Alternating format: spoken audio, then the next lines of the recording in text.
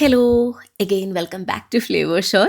ഞാൻ നിങ്ങളെ നമ്മുടെ ചാനലിലൂടെ അരുണാചൽ പ്രദേശിലെ പല ഫെസ്റ്റിവൽസ് കാണിച്ചിട്ടുണ്ട്. പിന്നെ ഇവരുടെ പല ഡിഷസും അതിൻ്റെ കുക്കിംഗ് രീതികളും ഒക്കെ കാണിച്ചിട്ടുണ്ട്. പക്ഷേ ഇവരുടെ ഒരു മെയിൻ രീതിയാണ് കേട്ടോ ഇങ്ങനെ മുളയിലിട്ട് കുക്ക് ചെയ്യുന്നത്. അപ്പോൾ ഇതുവരെ നമ്മുടെ ചാനലിൽ കൂടെ അത് കാണിച്ചിട്ടില്ല. അപ്പോൾ ഇന്ന് നമുക്കത് കണ്ടാലോ? അപ്പോൾ ഇന്നത്തെ നമ്മുടെ മെയിൻ ഐറ്റം പോർക്കും ടർക്കിയൊക്കെയാണ് കേട്ടോ. അപ്പോൾ ഇതിൻ്റെ തോലൊക്കെ കളഞ്ഞെങ്കിലും എന്തെങ്കിലും അതിൻ്റെ രോമങ്ങൾ ഇരുന്നാലോ എന്ന് പറഞ്ഞിട്ടാണ് ഈ കരിച്ചെടുക്കുന്നത്. പിന്നെ ഇത് നമ്മുടെ സ്വന്തം വാഴക്കൂമ്പ്. ഇതാണ് കേട്ടോ ഇന്നത്തെ സ്റ്റാർ ഐറ്റം.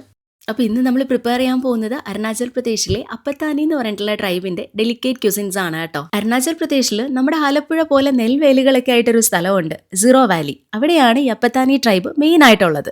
നിങ്ങൾ മേ ബി അപ്പത്താനി ട്രൈബിലുള്ള സ്ത്രീകളുടെ ഫോട്ടോസ് കണ്ടിട്ടുണ്ടാവും. അരുണാചൽ പ്രദേശിൽ നിന്ന് സെർച്ച് ചെയ്യുമ്പോൾ തന്നെ ഇതുപോലെ മൂക്ക് നിറഞ്ഞു നിൽക്കുന്ന കറുത്ത മൂക്കുത്തിയൊക്കെ ഇട്ട് മുഖത്ത് ടാറ്റു ഒക്കെ അടിച്ചിട്ടുള്ള സ്ത്രീകളുടെ ഫോട്ടോസ് കണ്ടിട്ടുണ്ടാവും. ഇത് അപ്പത്താനി ട്രൈബിലുള്ളവരാണ് കേട്ടോ. അപ്പത്താനി ട്രൈബിന്റെ കാര്യം തൽക്കാലം അവിടെ നിൽക്കട്ടെ. നമ്മൾ സീറോ വാലിയിൽ പോകുമ്പോൾ അപ്പത്താനി ട്രൈബിന്റെ കൂടുതൽ ഡീറ്റെയിൽസ് ഞാൻ ഷെയർ ചെയ്യാം കേട്ടോ. ഇനി ബാക്ക് ടു കുക്കിംഗ്. നമ്മൾ കട്ട് ചെയ്തെടുത്തിട്ടുള്ള വാഴക്കൂമ്പും പിന്നെ നല്ല കുനുകുനാന്നരിഞ്ഞിട്ടുള്ള പോർക്ക് കൂടിയാണ് ആഡ് ചെയ്ത് കൊടുക്കുന്നത്. ഇത് ഡ്രൈ ബാംബു ഷൂട്ട്സ് ആണ്. നോർത്ത് ഈസ്റ്റിലെ എല്ലാ ഡിഷസിലും ഉപയോഗിക്കുന്ന ഒരു സാധനമാണ് കേട്ടോ ബാംബു ഷൂട്ട്സ്. ഒന്നെങ്കിൽ ഡ്രൈ ബാംബു, അതല്ലെങ്കിൽ ഫെർമെന്റഡ് ബാംബു, അല്ലെങ്കിൽ ഫ്രഷ് ബാംബു ഇവർ യൂസ് ചെയ്യും. ഇങ്ങനെ ഏതെങ്കിലും ഫോമിലുള്ള ഒരു ബാംബു ഇവരുടെ ഡിഷസിൽ മസ്റ്റ് ആണ് കേട്ടോ. ആവശ്യത്തിനുള്ള ഉപ്പും പച്ചമുളകും കൂടെ ചേർത്തിട്ട് നന്നായിട്ട് കൈകൊണ്ട് മിക്സ് ചെയ്തെടുത്തിട്ട് അതാണ് കേട്ടോ ഈ ബാംബുവിലേക്ക് ആഡ് ചെയ്ത് കൊടുക്കുന്നത്. പിന്നെ ഇപ്പം എന്തേ ആഡ് ചെയ്ത് കൊടുത്തിട്ടുള്ളത് ലോകത്തിലെ ഏറ്റവും എരിവ് കൂടിയ മൂന്നാമത്തെ മുളകാണ് കിങ് ചില്ലി, അല്ലെങ്കിൽ ഭൂത് മിർച്ച എന്നൊക്കെ ഇവർ പറയും. ഇത് നല്ല തിക്കായിട്ട് ആ ബാംബുവിലേക്ക് ആഡ് ചെയ്ത് കൊടുത്തു. പിന്നെ ഇത് അടയ്ക്കാനായിട്ട് പ്രത്യേകിച്ച് അടപ്പൊന്നും ഇല്ല, ഇവർ ഉപയോഗിക്കുന്ന ഇലകളൊക്കെയാണ്. അപ്പം അതെല്ലാം കൂടി നല്ല തിക്കായിട്ട് ഇങ്ങനെ അമർത്തി അമർത്തി അതിലേക്ക് വെച്ച് കൊടുക്കുന്നുണ്ട്.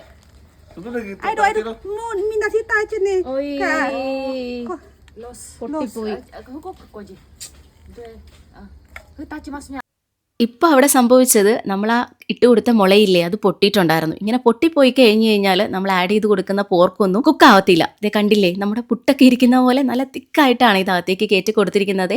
അപ്പോൾ ആ മുളയിൽ നിന്ന് അതെല്ലാം എടുത്തിട്ട് നല്ല മുളയുടെ പീസിൻ്റെ അകത്തേക്ക് ഇത് വീണ്ടും ആഡ് ചെയ്ത് കൊടുക്കുകയാണ്.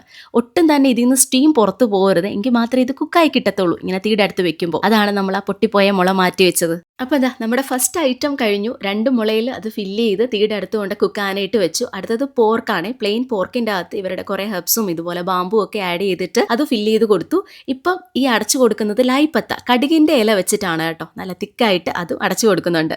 ഇത് നമ്മൾ എടുത്ത ടർക്കിയില്ലേ, അതിൻ്റെ ഇൻറ്റസ്റ്റൈനും കരളും ഒക്കെയാണ്. അത് വൃത്തിയായിട്ട് നന്നായിട്ട് ക്ലീൻ ചെയ്തെടുത്തു. എന്നിട്ട് അതിലേക്ക് മുട്ടയും കൂടെ ആഡ് ചെയ്ത് കൊടുത്തിട്ട് അത് ഇങ്ങനെ ബാംബുവിലേക്ക് ആഡ് ചെയ്ത് കൊടുക്കുകയാണ്. അപ്പോൾ മുട്ട ആഡ് ചെയ്ത് കൊടുക്കുമ്പോൾ നമ്മളിത് കവർ ചെയ്യത്തില്ല, അതുപോലെ ഇതിൻ്റെ പകുതി മാത്രമേ ആഡ് ചെയ്ത് കൊടുക്കത്തുള്ളൂ. കാരണം മുട്ട കുറച്ചിങ്ങനെ വെന്ത് കഴിയുമ്പോൾ വികസിച്ച് വരുമല്ലോ, സ്പോഞ്ച് പോലെ ആയി വരുമല്ലേ, അപ്പോൾ അത് നിറഞ്ഞു വരുമെന്ന് അവർ പറഞ്ഞു തരുമായിരുന്നു. പിന്നെ ഇത് നമ്മൾ ആ കട്ട് ചെയ്തെടുത്ത ടർക്കിയാണ്. അതിൻ്റെ അകത്തേക്കും സെയിം ഐറ്റംസ് ഒക്കെ തന്നെയാണ് ആഡ് ചെയ്ത് കൊടുക്കുന്നത്. ഡ്രൈ ബാമ്പും ഹെർബ്സും കുറച്ച് പച്ചമുളകും പിന്നെ ഭൂത് മിർച്ചയും ഒക്കെ ആഡ് ചെയ്ത് കൊടുത്ത് അതും ഫില്ല് ചെയ്ത് നമ്മൾ കുക്ക് ചെയ്യാനായിട്ട് കൊണ്ട് വെക്കുകയാണ്. ഞാൻ ഇവരുടെ പല ഐറ്റംസ് കഴിച്ചിട്ടുണ്ടെങ്കിലും ടർക്കി ആദ്യമായിട്ടാണ് കഴിക്കാൻ പോകുന്നത്. അതുപോലെ മുളയിൽ ഇങ്ങനെ കുക്ക് ചെയ്തിട്ടുള്ള ഫിഷും ചിക്കനും ഒക്കെ കഴിച്ചിട്ടുണ്ട്. പക്ഷേ പോർക്ക് വിത്ത് ഈ ബനാന ഫ്ലവർ ഇല്ലേ, വാഴക്കൂമ്പ്, ഇതൊന്നും ഞാൻ കഴിച്ചിട്ടില്ല. ഫസ്റ്റ് ടൈമാണ് ഇതൊക്കെ കഴിക്കാൻ പോകുന്നത്. ഇതിൻ്റെ ഇടയ്ക്ക് ഞാൻ നമ്മുടെ രീതിയിൽ തേങ്ങയൊക്കെ വറുത്തരച്ച് കുറച്ച് ഉരുളക്കിഴങ്ങയൊക്കെ ഇട്ട് ടർക്കി കറിയും കൂടെ വെച്ചു കേട്ടോ. बनाना फ्लावर इसमें हाँ पोर्क है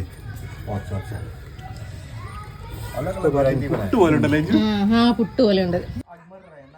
മുട്ട പെട്ടെന്ന് കുക്കാവും കേട്ടോ. ബാക്കി ഐറ്റംസ് ഒക്കെ കുക്കാവാനായിട്ട് കുറച്ച് സമയം എടുക്കും. എന്തായാലും ഒരു 1.5 മണിക്കൂർ കൊണ്ട് ഏകദേശം എല്ലാ ഐറ്റംസും റെഡി ആയിട്ടുണ്ട്. ഈ 2 സൈഡിലും അടയ്ക്കാതെ വെച്ചിട്ടുള്ളതാണ് കേട്ടോ മുട്ട.